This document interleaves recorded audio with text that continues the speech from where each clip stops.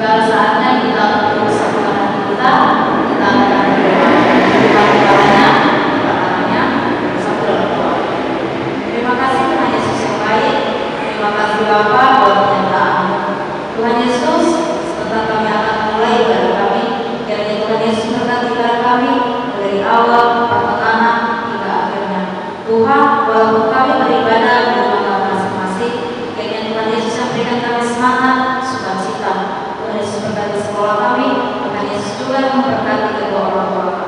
Bapa, kami adalah manusia berdosa besar, kiranya Tuhan Yesus yang menghapuskan segala dosa kami, baik kami sengaja maupun tidak sengaja, agar tidak terhalang berkat yang hendak Engkau berikan. Dalam nama Anakmu dan berdoa dan mengucap syukur. Haleluya, amin. Hari-hari ini kita akan mengucapkan kita kembali ya, dan menyanyi lagu Hati yang Gembira adalah obat.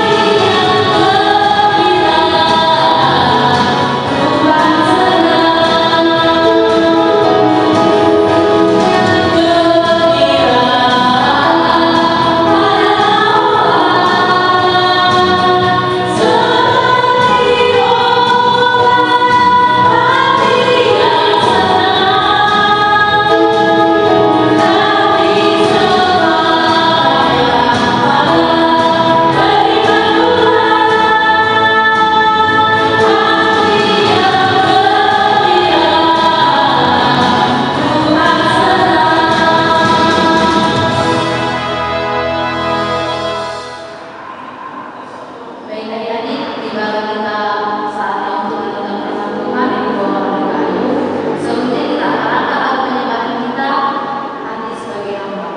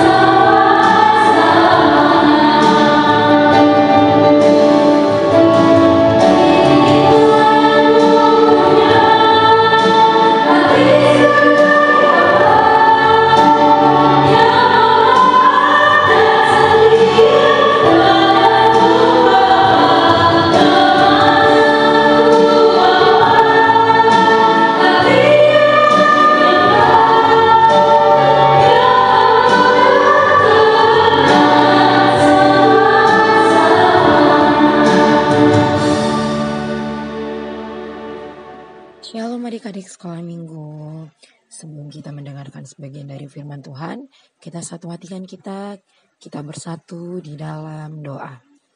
Bapa yang baik, yang maha pengasih dan maha penyayang, puji syukur kami Bapa karena Engkau masih memberikan kami nafas kehidupan dan Engkau masih memberikan berkat-Mu kepada kami. Bapa, kami mau mendengarkan sebagian dari firman-Mu, kiranya firman yang kami dengarkan dapat kami terapkan, dapat kami aplikasikan di dalam kehidupan kami sehari-hari. Berkati mama papa kami dia yang ada di rumah, berkati semua yang keluarga kami dimanapun mereka berada. Terima kasih Tuhan Yesus. Terpujilah namamu dari sekarang sampai selama-lamanya. Hanya di dalam nama Yesus Kristus kami ucap syukur dan terima kasih kepadamu Tuhan. Haleluya. Amin. Nah, adik-adik, tema kita untuk minggu ini pada tanggal 22 November 2020 yaitu temanya kaya hati. Sekali lagi kakak ulang temanya kaya hati. Nats Alkitab kita diambil dari Lukas 16 ayat 19 sampai ayatnya yang ke-31. Nah, tujuan di sini supaya agar anak-anak sekolah minggu, adik-adik kakak yang cantik dan yang ganteng menunjukkan imannya dengan memperdulikan sesama, khususnya orang-orang miskin yang ada di sekitar kita. Nah, adik-adik, tahu tidak kebiasaan hidup orang kaya itu? Adik-adik tahu nggak ya kayak mana kebiasaannya? Nah, hal yang paling umum dilakukan oleh orang kaya, biasanya itu mereka hidup dengan mengandalkan uang. Karena uang yang mereka miliki, banyaknya uang yang mereka miliki, mereka bisa melakukan apa saja untuk kesenangan hidup mereka sendiri. Contohnya, pakai pakaian yang indah dan pastinya mahal. Jalan-jalan ke tempat-tempat yang keren, makan makanan yang enak dan mahal. Yang pastinya itu semua yang mereka lakukan itu tidak bisa dinikmati, tidak bisa dimiliki, dan tidak bisa dilakukan oleh orang-orang yang miskin. Nah, di sini yang paling miris biasanya orang kaya itu sulit berbagi kepada orang miskin karena mereka merasa bahwa ia kaya karena itu jeripayanya sendiri. Sedangkan orang miskin itu dianggap miskin karena dia tidak memiliki uang karena kemalasannya. Nah, itu yang dilakukan oleh orang kaya kebanyakan termasuk di dalam cerita kita kali ini. Nah, adik-adik, di dalam nats Alkitab ini ada orang miskin namanya Lazarus. Ia kelaparan dan dia berada di depan rumah seorang yang kaya raya. Tapi orang kaya ini sama sekali gak peduli. Nah, Lazarus karena laparnya, ia ingin mengumpulkan makanan yang jatuh ke lantai dari meja makan orang kaya itu. Di garis bawah ya adik-adik, dia mengumpulkan makanan yang jatuh ke lantai.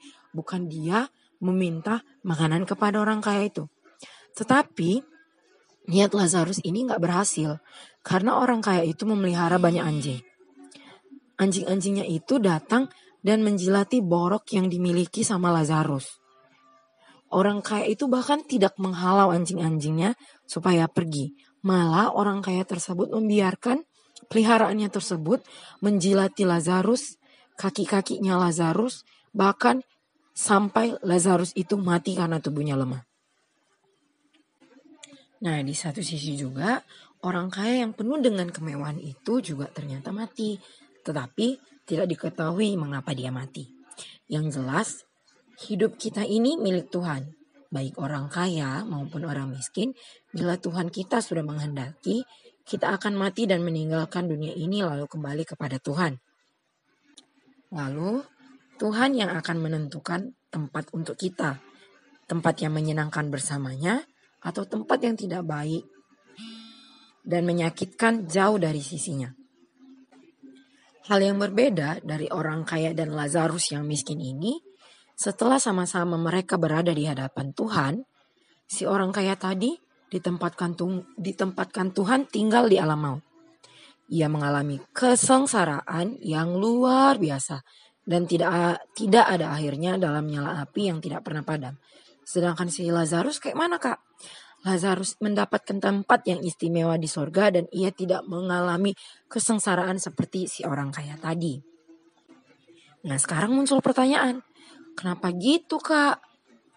Nah, adik-adik pasti bisa jawab. Karena sepanjang hidupnya si orang kaya tadi dia hidup dalam kesenangan, kemewahan, tapi dia gak peduli sama sekali dengan orang lain yang miskin yang membutuhkan pertolongannya. Padahal kita juga tahu orang kaya tadi mampu melakukannya, mampu menolong si miskin itu. Tapi dia hanya hidup untuk dirinya sendiri. Nah, adik-adik kakak, Kalau kita masih punya waktu untuk berbuat baik kepada semua orang, perbuatlah sekarang, jangan ditunda-tunda sebelum terlambat. Sebab semua kita yang hidup di dunia ini pada akhirnya akan mati dan kembali kepada Tuhan untuk mempertanggungjawabkan hidup kita di hadapan Tuhan. Yang perlu adik-adik ketahui, Allah bukannya tidak suka dengan orang-orang kaya, tetapi Allah tidak menyukai orang-orang kaya yang dalam hidupnya tidak mau berbagi dan peduli dengan orang lain. Allah itu tidak menyukai orang-orang yang hidup hanya memikirkan kesenangan dirinya sendiri saja, yang hidup dalam kemewahan tetapi tidak memiliki belas kasihan. Adik-adik boleh kok jadi orang kaya dan bercita-cita jadi orang sukses di dunia ini. Asalkan adik-adik harus ingat, jika adik-adik sudah jadi orang kaya, pakailah kekayaan yang adik-adik miliki untuk menjadi alat untuk menolong orang yang kesusahan. Dengan begitu, adik-adik akan jadi anak-anak sekolah minggu yang selain kaya harta, tapi juga kaya hatinya. Bila tidak jadi orang kaya, bukan berarti kita tidak bisa membantu orang lain kan? Yang penting, yang harus kita ingat, kita itu kaya hati. Nah adik-adik, orang yang kaya hati itu orang yang punya belas kasihan, bisa memperlakukan orang lain secara manusiawi, bahkan mengasihi orang lain seperti dirinya sendiri. Ingat adik-adik, Tuhan pernah berkata, kasihilah sesamamu manusia seperti dirimu sendiri. Nah, mau kita bicara sopan kepada orang lain sebagai bentuk saling menghargai dan tidak saling merendahkan, itu juga merupakan salah satu kita menunjukkan kita itu punya kaya hati. Saling berbagi, saling peduli, saling memperhatikan, saling membantu di dalam kesulitan. Itulah yang Tuhan ingin kita, anak-anak sekolah minggu, adik-adik kakak yang cantik dan yang ganteng, supaya kita menjadi anak-anak yang kaya hatinya. Amin. Kita bersatu di dalam doa. Terima kasih Bapa, kami telah mendengarkan sebagian dari firman-Mu. Kiranya firman yang kami dengarkan Bapa dapat kami aplikasikan di dalam kehidupan kami sehari-hari. Berkati kami, anak-anak sekolah minggu Bapa, biarlah kami memiliki hati yang kaya Bapa. Kami dapat saling berbagi, kami peduli kepada sesama kami saling membantu di dalam kesulitan Bapa, dan ajarkan kami Bapa untuk memberi Bapa, bukan karena kami kaya, tapi kami tahu kami harus mengasihi orang lain seperti kami mengasihi diri kami sendiri. Berkati kami Bapa menjadi anak-anak yang baik, yang patuh pada perintah-Mu, yang patuh pada perintah orang tua dan mengasihi sesama kami. Terima kasih Bapa, terpuji nama-Mu dari sekarang sampai selamanya dalam anak-Mu Yesus Kristus. Kami mengucap syukur, terima kasih padamu Tuhan. Amin. Sama-sama kita berdoa doa Bapa kami. Bapa kami yang di sorga, dikuduskanlah nama-Mu, datanglah kerajaan-Mu, jadilah kehendak-Mu di bumi seperti di sorga. Berikanlah kami pada hari ini makanan kami yang secukupnya, dan ampunilah kami akan kesalahan kami, seperti kami juga mengampuni orang yang bersalah kepada kami. Dan janganlah bawa kami ke dalam pencobaan, tapi lepaskanlah kami daripada yang jahat. Karena Engkau yang punya kerajaan dan kuasa dan kemuliaan sampai selama-lamanya. Amin. Kita bernyanyi Bapa terima kasih. Bapa terima kasih. Bapa terima kasih. Bapa di dalam surga, ku berterima kasih. Amin. Shalom, selamat hari Minggu, salam sehat untuk kita semua.